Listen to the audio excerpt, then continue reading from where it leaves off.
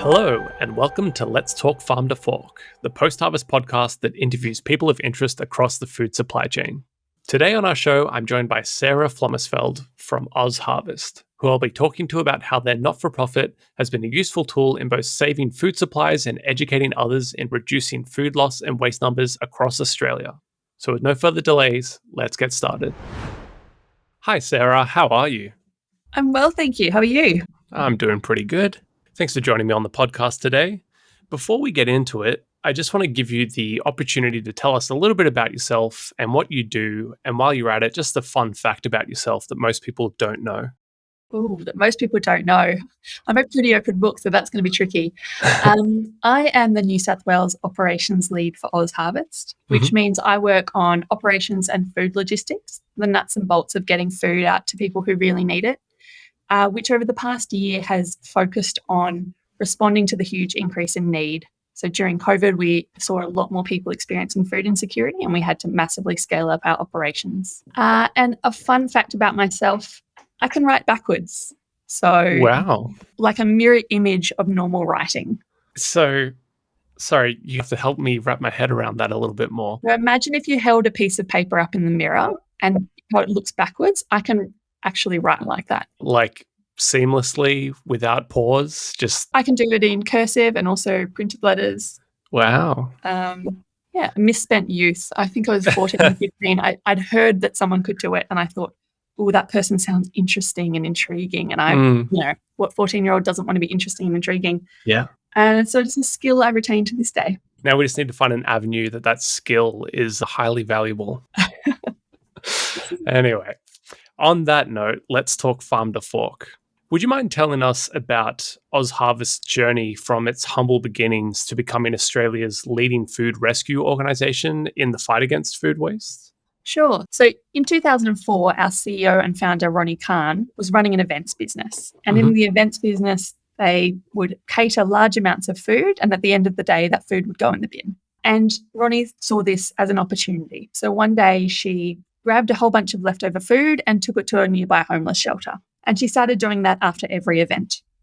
And after a while, she got some funding and she got some volunteers. And she started with one van and it became what is now a national food rescue operation.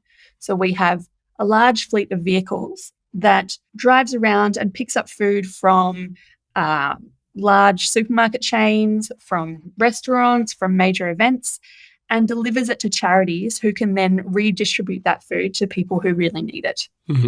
So we're that connection between surplus food that would otherwise go in landfill and people that really need food. And over the last 18 years, we have scaled up to have a national presence. We now rescue over 10 million kilos of food every year. We share our intellectual property internationally as well. So we've contributed to starting UK Harvest, SA Harvest in South Africa, Kiwi Harvest, and a few others. We love sharing our model and our ideas. And as an organisation, we've also evolved. So in Sydney, for example, we have a rescued food supermarket, which operates on a take what you need, give if you can model. So anyone who's just in need of some groceries that week can come to our OzHarvest market in Waterloo and just get a bag of groceries. And if they'd like to make a contribution, they can, but there's no pressure. And there aren't many places out there that do that, no questions asked, and certainly nowhere that's using rescued food that otherwise would have gone in landfill. I didn't realize that your model was being used internationally. That's fantastic. In a handful of countries that we're aware of, but on a regular basis, people reach out and say, how can we replicate this? Our focus is solving the problem here at home first, but we're very happy to help people learn about what we already do here in Australia. So OzHarvest consists of 4 main pillars around food, including food rescue, fighting food waste with knowledge hubs, education through hands-on classes, and innovation. Would you mind expanding on these different areas?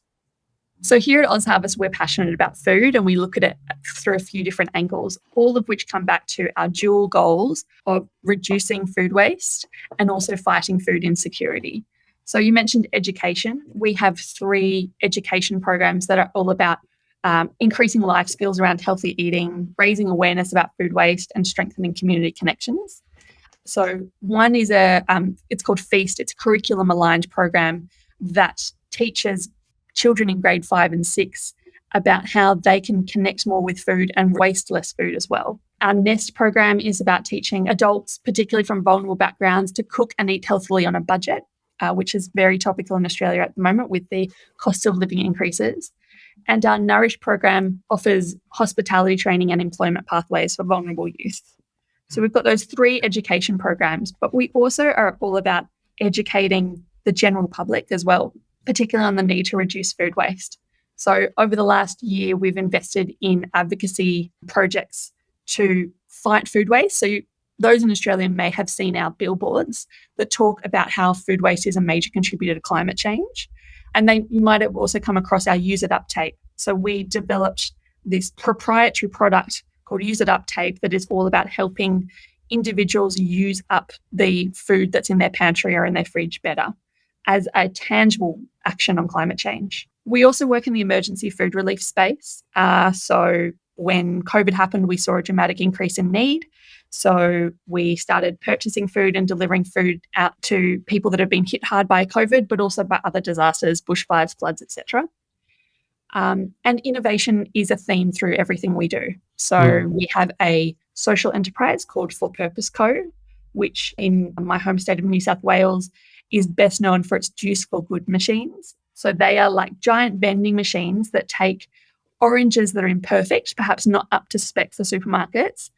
You press a button and it creates a freshly squeezed orange juice, and all the profits for that go back into OzHarvest. So we're looking for ways to sustain our business so that we can keep supporting more people and keep reducing more food waste. Yeah, wow, that's awesome. What are some of OzHarvest's biggest goals, and what are some of the current challenges that need to be overcome in order to reach those goals? So at OzHarvest, we say that we want to put ourselves out of business. And that looks like living in a world where good food is valued, not wasted, and also where no one gets hungry. But to be a bit more specific, we're really committed to the national target that Australia has of halving food waste by 2030, which is in line with the United Nations Sustainable Development Goals. So 2030, that's only 8 years to go, and a lot needs to change at all levels of society in order for Australia to meet these goals. So that means we're going to have to change our behaviours in the home, and we're going to have to connect those dots between food waste and climate change. And OzHarvest is also increasingly lobbying government to tackle food waste and food insecurity together. And this is where I get to put in my plug. Obviously, to do that, we need sustainable funding. And one thing I love about working at OzHarvest is how much we can achieve with a quite small amount of money. So for every dollar donated to OzHarvest, we can deliver 2 meals to people in need. That's awesome. So, as a lot of listeners of the podcast would have heard by now, fruits and vegetables have the highest food loss and waste numbers. When it comes to the food recovery of fruits and vegetables, what are some of the requirements in order to effectively give fresh produce a second life? So let's start within the home. And you're absolutely right that fruit and vegetables are one of the top wasted items in the home. A third of national food waste happens in the home. So this is a massive problem that all of us can contribute to the solution for. What we find is that people either buy too much or they don't check their cupboard or fridge before shopping. So I mentioned earlier our Use It Up tape, and I'd love all of your listeners to Google OzHarvest Use It Up and get a free tape sent to them. We encourage people to do things like that, to use more of the food that they already have. And the crazy thing is that the average household in Australia spends $2,000 to $3,000 on food that is wasted. So if we stopped all food waste, every household in Australia would have $2,000 to $3,000 more in their bank account every year. Yeah, wow. And 70% of that food is perfectly edible. So this is a really easy fix that if we can change some of the behaviours in the home, including how to store fruit and veg, how to give it a second life, that is actually a meaningful impact on climate change. On the farms, look, the tragic issue is that nearly half of all fruit and veg grown on Australian farms never makes it off the farms. Sometimes it's just too expensive to harvest. Sometimes they're unable to get the seasonal labour that they need. Sometimes price changes at the supermarkets make it uneconomical to send the food to the supermarket in the first place. And also specs as well. I mentioned specs earlier. Sometimes supermarkets have very rigid specifications around bananas have to look a certain way. No one's going to purchase a slightly bruised tomato. And so that's something that we all can do as consumers, purchasing ugly fruit and veg. But also there's a broader problem there that farmers have to tackle. If it's uneconomical for them to move the food off their farms, how can they rescue it? So one of the best ways that we can give fresh produce a second life is by government and industry coming together and finding more ways to get surplus food off the farm so that it doesn't just get ploughed in. Yeah, wow. Continuing this thought, as someone who has personally worked in kitchens for years, I'd hear all kinds of rumors and myths around the legality of donating leftover food. Are there any misconceptions around food recovery that you'd like to clear the air on? Absolutely. And the short answer is you do not have to worry about this. So in 2004, our CEO and founder, Ronnie Khan, worked with a group of pro bono lawyers to get the laws changed. And she started in New South Wales. So the Civil Liabilities Amendment Act means that in New South Wales, it is safe for food to be donated without fear of liability. And other states followed suit. So that is not something that organisations should worry about, or individuals. Basically, any business or company with edible surplus food should make sure it gets donated, either via OzHarvest or via local organisations. We can help connect companies with local charities in their area, but you do not have to worry about liability. Okay, good to know. So, whether it be within Australian homes, grocery stores, or restaurants, what would you identify as being one of the biggest pain points or blind spots when it comes to food waste? I think the biggest blind spot is how directly food waste is contributing to climate change. Food waste globally is responsible for 8 to 10% of global greenhouse gas emissions. And we know that in Australia, 30% of that's happening in the home. So in Australian homes, I think in addition to not understanding that by wasting food, we're directly contributing to climate change, we've also lost the art of cooking creatively. I think sometimes we think that cooking creatively means following a yotomoto lengi recipe that involves ingredients that you'd never heard of before. We've lost the art of looking at what you've already got and making a recipe yourself, or following a recipe and knowing how to substitute things that are in there. And we love working with organisations and corporates. We have something called Cooking for a Cause, where we bring in organisations into our offices around Australia and, as a team building exercise, teach them in our kitchens with our chefs, teach them how to cook with rescued ingredients and how to breathe life back into things to restore that art of cooking.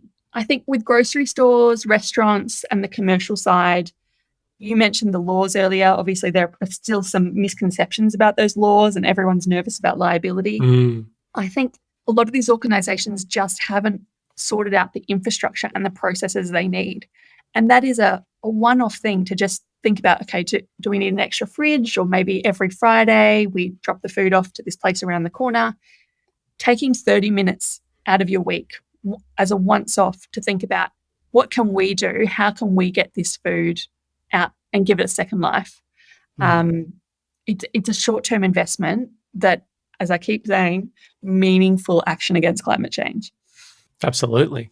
So you touched on this earlier, but has the COVID pandemic and quarantine, for better or worse, had any effect on your day-to-day operations? And while we're on the subject, has there been any notable change in consumer habits during this period? So in early 2020, our ability to rescue food went down. You'll remember what it was like in Australia then. There were closures of events, restaurants, etc. There was panic buying. There was supply chain challenges. And this coincided with an unprecedented increase in need. So we saw people seeking food support for the first time in their lives. And that meant that there was a large gap there. So we secured temporary government funding to purchase food to try to meet that need. And every lockdown, we would see a massive spike in need. So these purchase food programs, I mean, OzHarvest is a food rescue organisation. We are driven by the desire to reduce food waste. We don't want to purchase food. We want to do everything with rescue food because there is enough food out there to feed everyone. But in this crisis situation, we had to start purchasing food. So we pivoted our kitchens to start cooking meals to go to organisations that support people who can't cook for themselves. We started packing emergency food relief hampers. We also started delivering fruit and veg into regional communities that have been hit hard, not just by COVID, but by bushfires and floods and drought and isolation.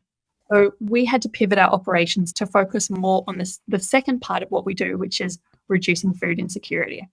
Because last year, 1 in 6 Australians experienced food insecurity. Unfortunately, we are returning to a business as usual context that is a much higher level of need than pre-COVID. A lot of people have been, if not permanently, then in the medium term, set back by this economically, socially, in terms of their mental health, physical health, etc. So the need now is still much higher than it was pre-COVID. So that was probably the largest pivot for us, moving into the emergency food relief space. But there were also some operational challenges that we had to overcome. So we had to curtain off different parts of our operations so that a COVID case didn't shut us down. And you'll remember in different jurisdictions around Australia, the rules were very strict around if you were a close contact or a close contact of a close contact. The rules were constantly changing. We didn't want one person with COVID to shut down our ability to feed tens of thousands of people every week. We were operating multiple warehouses and those teams were not allowed to see each other face to face. And if we had to hold a meeting face to face, which is very unusual, but it would be outdoors, fully distanced. And even today with the Omicron surge that's currently going on in New South Wales, for example, we are finding that on any given day we wake up and it could be up to 30% of our staff are unable to come to work. So it continues to be a challenge in different ways. The supply chain issues affected us as they've affected everyone else. If there's not much food in the supermarket, you can guarantee there's not much on the back dock of surplus food for us to rescue. So it has been 2 years of constant adventure for us. I bet. So what's on the horizon for OzHarvest then? Where is your attention and research focusing the most right now? I'd say there are 2 things that we're really focused on at the moment. So the first is, how do we shift the dial for food waste in the home? How do we create long-term generational behavioural change to change people's relationship to food and to reduce the amount of food that people are wasting in the home? And we've commissioned some world-leading research in this area to look at what are the behaviours that have the highest impact, but also the highest probability of working in response to a behavioural change campaign. So we would like to see behavioural change campaigns happen nationally across Australia, just a broad-based campaign, not different to the things like Slip, Slop, Slap or Keep Australia Beautiful that we grew up with. That were so effective, right? Changing the way we thought about an issue. Whether it's Use It Up or another slogan, we need to have some sort of broad-based change to the way we think about food waste. Also, that needs to be matched by education in schools as well, because children, the future, etc. Absolutely. And then the second thing that we're really focused on is working more with primary producers. So 22% of food waste in Australia happens at the farm. And I touched on some of those issues earlier. It's really tough for farmers. Like if you can imagine how much you and I hate food waste, imagine being the farmer that grew that food in the first place, how frustrating that must be, how heartbreaking it must be for it to be either uneconomical to harvest or have no way to get the food into an urban centre to sell it. So there are some changes that need to happen at the government level to make it more economical for farmers to donate food. And the number one thing that we want to see is a tax credit for farm food donations, so that if you have a surplus yield of 20 tonnes of blueberries, you can deliver that to a food rescue organisation like OzHarvest and claim that back as a tax credit. And that's a really meaningful economic stimulus measure for regional communities as well. So there are a range of benefits to this. And a business case has been done, I think it was by PwC. It's a no-brainer, and it's something that we're looking for the next federal government of Australia to take on. And that tax credit should also cover the logistics, because a lot of the time you've got large logistics companies that have empty vehicles moving from one place to another across Australia because they're on their way back or they're on the way to get something. First of all, if there were tax incentives for them to pick up that food and drop it off to a food rescue organisation or a regional hub that can then send the food out into the community. But also if there was a platform where they knew that that food was out there and that they could contact the farm and say, great, we'll be there in 24 hours, that would reduce many of the large blockages to reducing food waste in Australia. And it would also be enough food to meet almost all charity needs across the country in regional areas and urban areas as well. So some relatively simple changes to the legislation, the taxation system. Obviously, these are big, complicated things, but in the context of climate change, it is a reasonable ask and it will actually move the dial. So yes, we're keen to work with more primary producers and we're keen to work with the government to incentivise those primary producers and help them get the food off the farm, because food shouldn't be going to waste. It should be filling bellies. And that's what farmers want too. Yeah. I'm excited to see how both those ventures turn out. So is there a particular group or innovation within the industry that you're excitedly keeping a watchful eye on? You know what? I can't name one. There's no one group that I would single out above all others. I think a lot's happening in this space. And I think the things that I'm excited about are any innovation involving primary producers. So anything that's helping farmers get the food off the land faster, more effectively, and any improvement to the cold chain. So Australia's cold chain has a range of challenges. It's complex, it's expensive. So I think the innovations that are going to have the most impact over the next few years will be around the cold chain and around reducing food waste from primary producers. Yeah, fantastic. So unfortunately, Sarah, we are coming to a close. But before we do, I just want to ask you, what is the number one takeaway you really want the listeners to absorb from this episode? So food waste is responsible for 8 to 10% of global greenhouse gas emissions. Reducing food waste starts in the home. So if you use it up, if you waste less food at home, that is the single biggest thing that you as an individual can do to meaningful action on climate change. And I'm going to sneak in a second. OzHarvest is only able to do what we do through valuable donations from individuals and organisations. And with $1, we can deliver 2 meals. So please jump on our website, give what you can, because we're having a real impact. We're fighting climate change and we're feeding people who need it. That's fantastic. It's a good place to leave it. Well, that's all for today's episode of Let's Talk Farm to Fork. Thanks for listening, and thank you, Sarah, for joining me today. Thanks for having me. If you'd like to know more about Sarah and OzHarvest, check out the link in the description of this episode. Make sure to subscribe to the podcast so that you never miss an episode, and don't forget to leave a review and share with your friends. Until next time, you've been listening to Let's Talk Farm to Fork, a post-harvest podcast.